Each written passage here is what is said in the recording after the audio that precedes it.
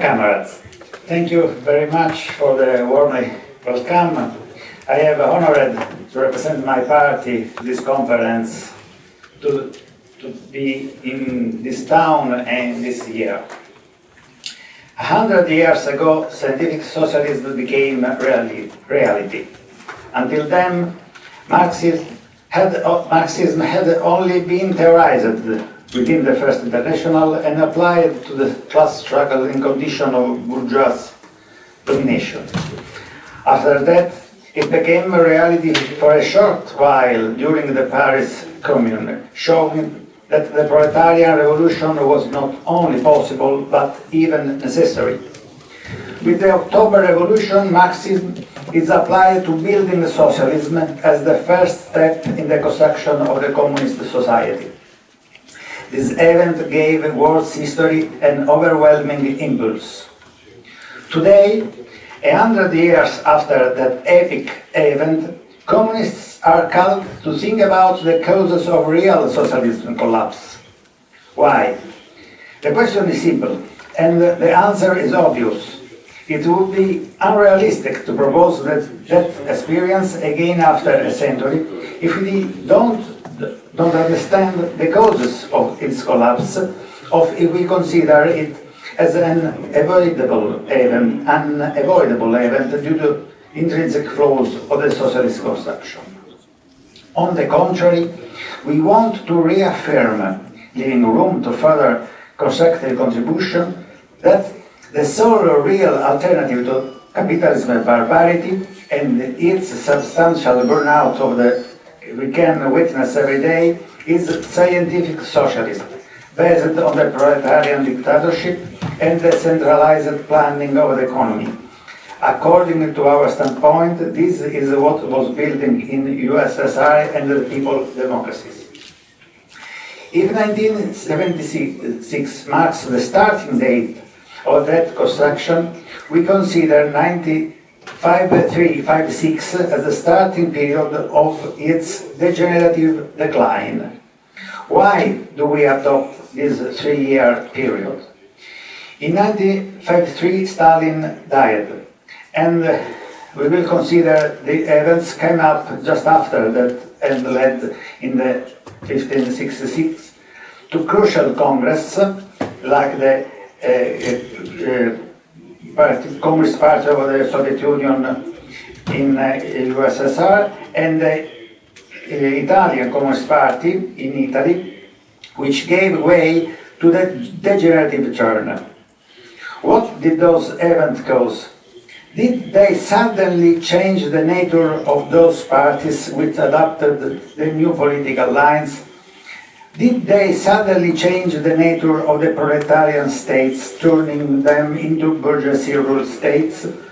Or did these parties and states keep the way of the socialist construction until their collapse in 1991?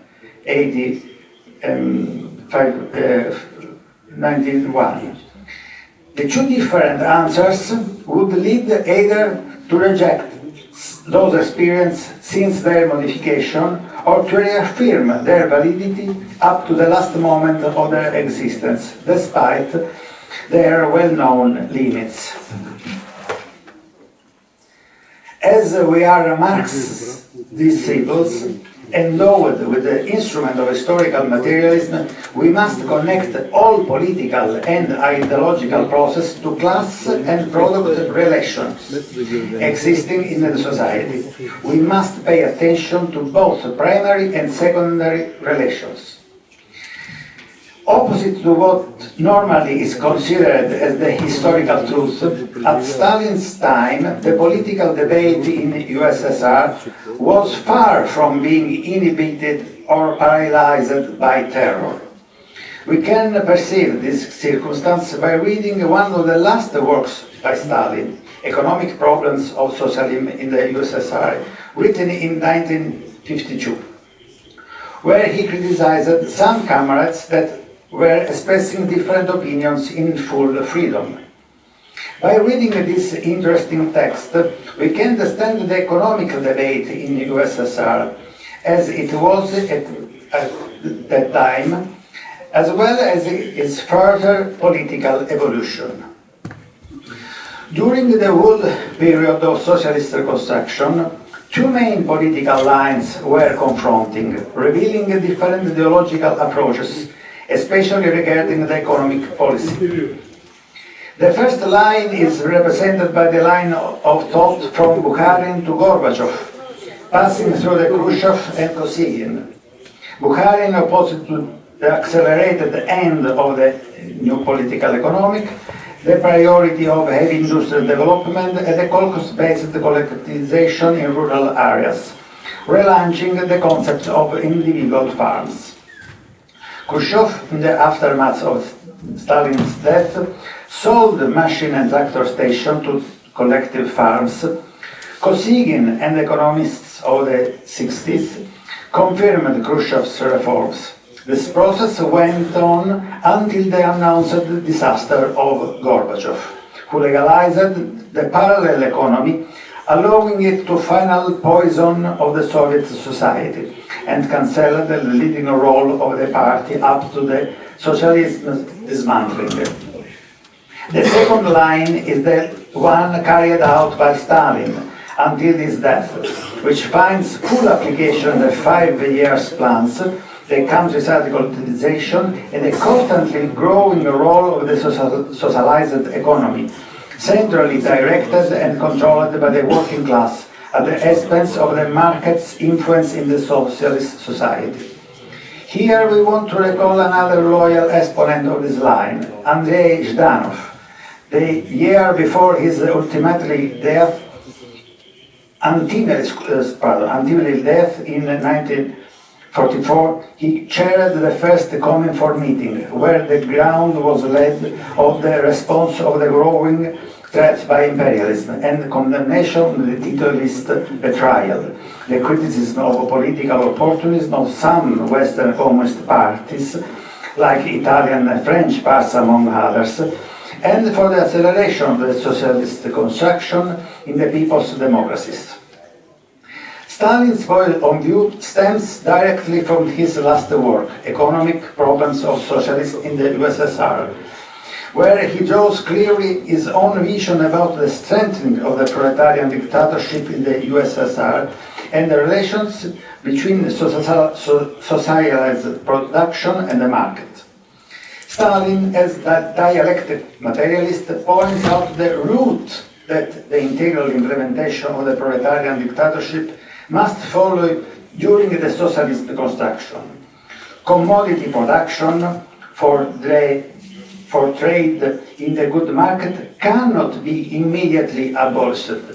The aim is to decisively remove from trading the capitalist condition and the control over it.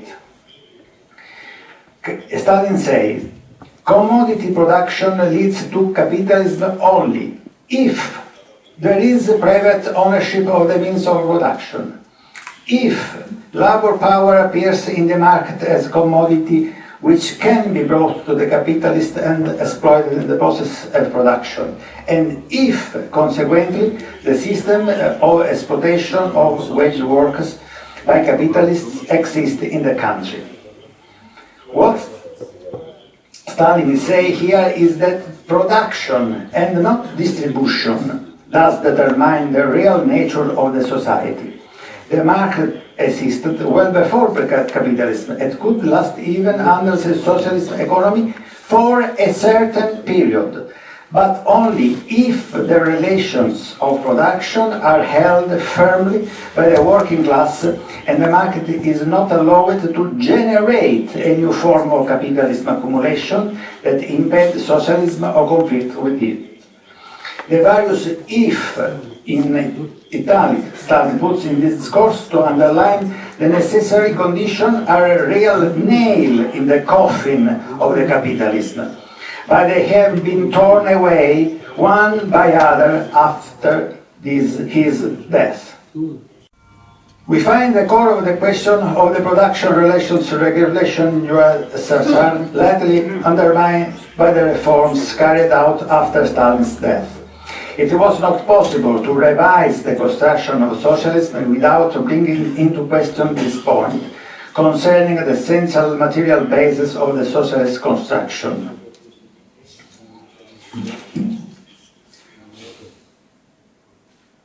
Here, the eventuality to step back in the construction of socialism is totally excluded. Socialism seems to be measured by, not made of, the ratio between socialized economy and the remnants of the mercantile economy.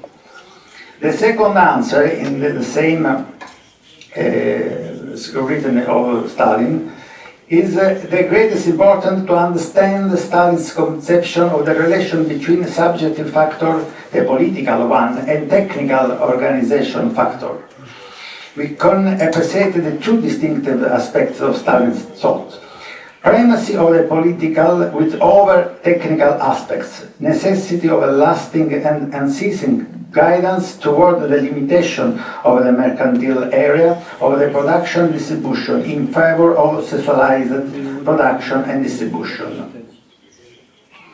In the third answer, Stalin focuses a technical issue which is later acquired a great political value during the Khrushchev Reformation period. Stalin says, Comrade Savina and Vincent basic error lies in the fact that they don't understand the role and significance of commodity circulation and socialism. That they don't understand that commodity circulation is incompatible with the prospective transition from socialism to communism. It's impossible to be clearer. What happened after Stalin's death, when Khrushchev's reform started? At first step, machine and tractor stations were sold to Kolkhoz. This led to foundation of the restoration of capitalist accumulation in the USSR. What happens after Khrushchev removal from his office in 1964? The policy ought to withdraw from the full social property of the means of production and the restriction to mercantile commodity circulation went on. Under the pretext that decentralized planning was too rigorous and inefficient, a line of lack of principles and exclusive attention to indexes was adopted and liberalism started affecting the Soviet economy. Contrary to Stalin's standpoint, the task was no longer to achieve a fixed goal, but to move in the most efficient way, no matter in what direction. Is like an example in which the driver of a car is not involved in where to go, but how to fast to go. The events following Stalin's death and those before the 20th Congress are actually impressive. Here,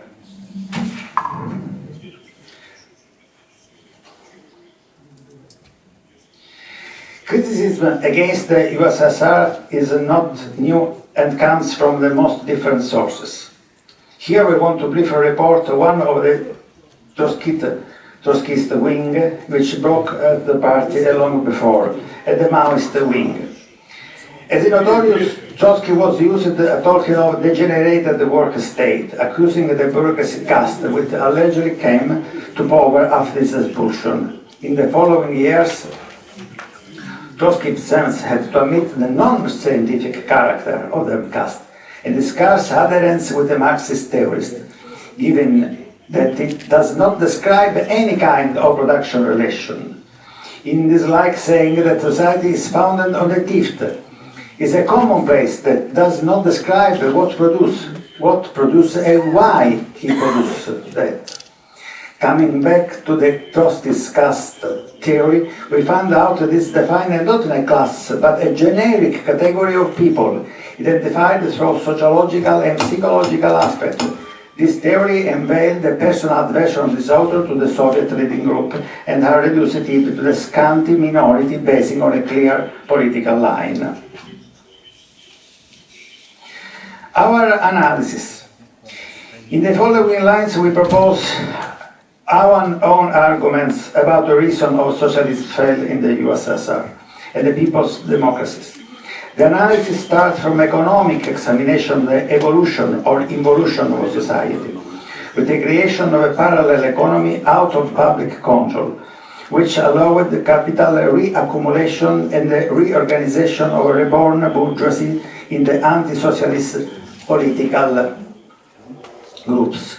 These groups, skillfully supported by Western imperialism, initially infiltrated the party, undermining its authority and prestige. They led to a substantial incapacity of ruling society. How could those people and those ideas rise and make their way in the party and Soviet society? In our opinion, the answer is the following. In socialist society, interests opposing the full enforcement of proletarian dictatorship continue to exist. We are not taking the big agrarian industrial bourgeoisie, which was eliminated, but small dealers and businessmen who find the possibility to realize an original wealth accumulation which cannot be defined as a capitalistic, not yet. This group, small but powerful and wealthy, are connected to the economicistic wing of the party. This wing is not Marxist-based. It lacks in principles and prioritizes results rather than values. The amount of road traveled rather than the direction taken. It is basically wanting to get from the working class dictatorship, to get out from the working class dictatorship. These two groups, supporting each other, managed to become prominent in the party society. The shell formally remains unaltered, as well as the apparent feature of the society. Step by step, both the parallel economy and the parallel ideology find their way. If, to a certain extent, the parallel economy was able to fill eventual gaps of the central planned economy, slowing in the turn into the causes of these gaps. Robbery and investment growth, and neither a party is losing the logical principle, not a state that lost its class characteristics, being declared that of the whole people can fight this drift. At a certain moment, the break occurs. Economic groups became so strong and powerful that they bring into question even the existence of such a superstructural crust as the Communist Party, which no longer need to cover their parallel activities. The party, where a confrontation between the Marxist-Leninist Party and the opportunists is going on, became an obstacle to their goals. The prevalence of opportunists in the leading groups of the CFSU described the party in the front of the working class of the people, where the delay of the election, the lack of preparation, capacity of revolutionary forces remained in the party brought to this self-dissolution. Summarizing, a dominant caste never existed. The case of robbery and investment did not alter the class nature of society until they gave birth to a parallel system of black economy. The crises of the degenerative process were generated outside of the Communist Party, but were carried into it due to the lack of surveillance and alertness, especially from the ideological point of view. This is a typical feature of opportunism. In conclusion, we can definitely draw some conclusion, even if temporary, because the issue here deserves the most accurate study in order to synthesize virus in different countries. Nonetheless, avoiding to answer the question highlighted in this work is an obstacle to the logical relaunch of the international communist movement. This answer should give new oxygen and new lymph to the communist struggle across the world. We have a great theory behind us, Marxism-Leninism, and great history also, the history of the USSR and the socialist country. Finally, we have a great task to change the world. Thank you very much.